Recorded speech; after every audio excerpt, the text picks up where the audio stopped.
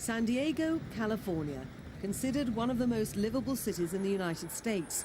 The weather's perfect, the beaches endless, and the lifestyle relaxed. Only a few miles from the Mexican border, and it attracts thousands of Mexican immigrants each year.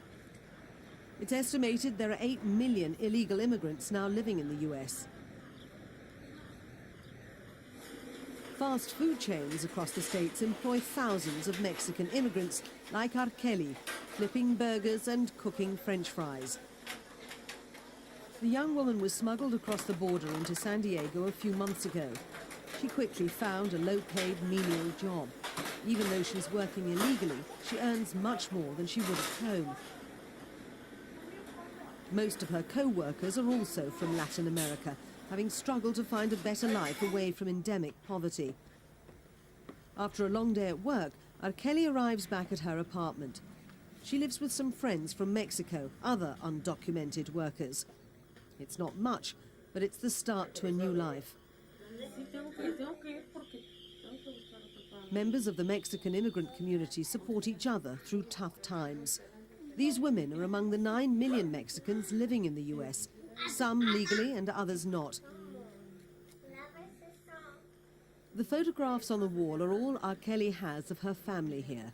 Despite greater material riches, there's an emotional toll. Families are broken up across the border. Even so, Araceli says she's made the right decision.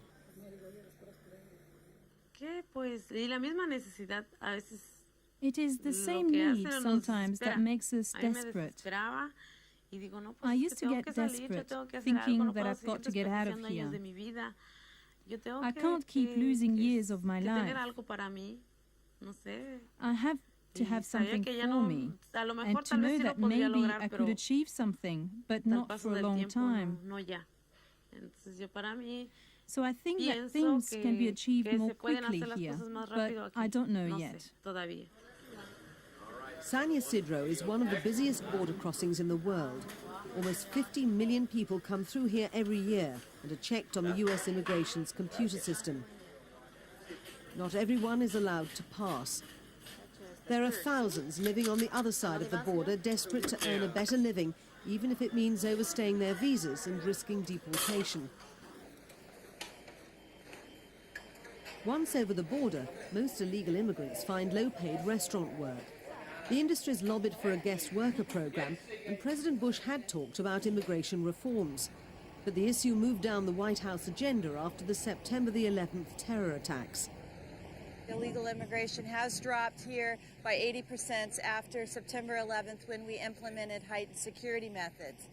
The reason there is it's a major area for smuggling has to do certainly with the push and pull factors of the economy in the United States, the jobs in the United States, and certainly there is a growing number of blended families and family members coming over to live and reside in the United States with their families who are already in the United States.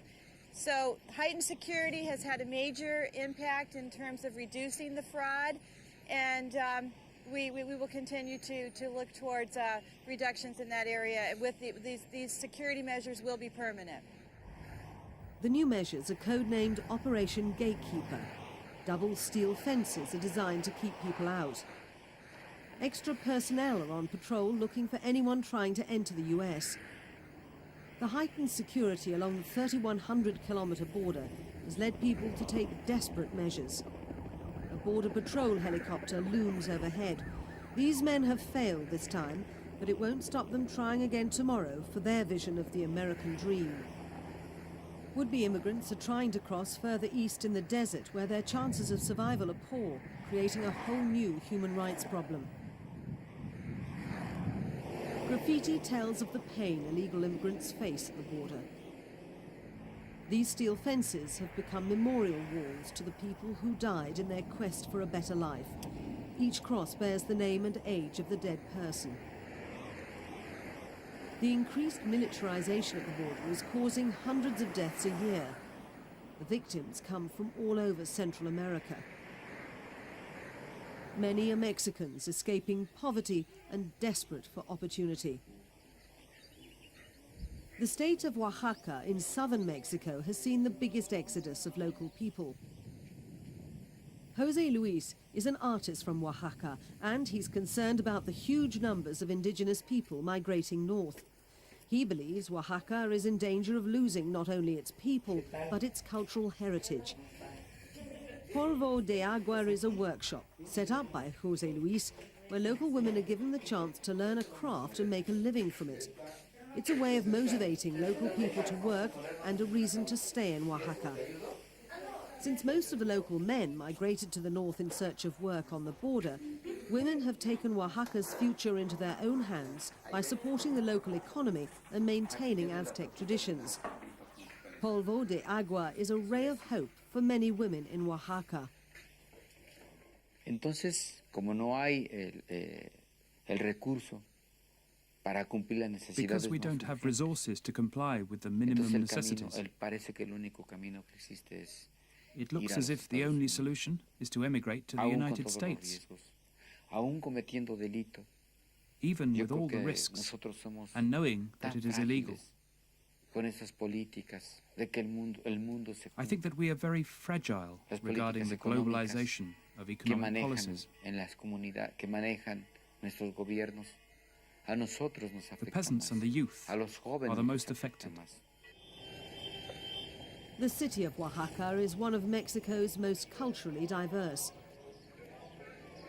It's beset by extreme poverty, offering few jobs and even fewer prospects.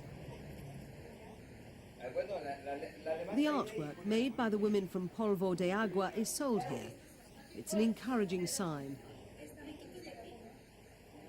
But one workshop and craft store will not stem the exodus, and more needs to be done to persuade people to stay and support Oaxaca's future.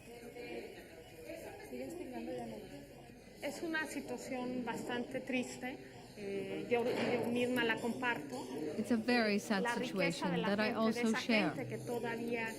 The wealth of the people, of those people that still exist around here, echoes the greatness of history that the Aztecs lived in the pre-Hispanic and colonial times.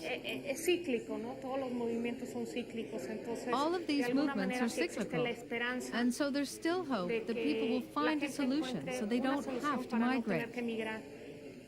The example of Polvo de Agua somehow is a concrete example of hope. Local people arrive at church. Many will pray for far-flung family members who've migrated north seeking a better life. Some left behind may never know what fate has befallen their loved ones. The only people left in Oaxaca, it seems, are women and the elderly. There are no young people here. Just the babies who'll probably go on to migrate themselves in a few years' time. It's only when they reach the other side of the border that they'll know the human cost of immigration. But for the people in Oaxaca, the risk is worth taking.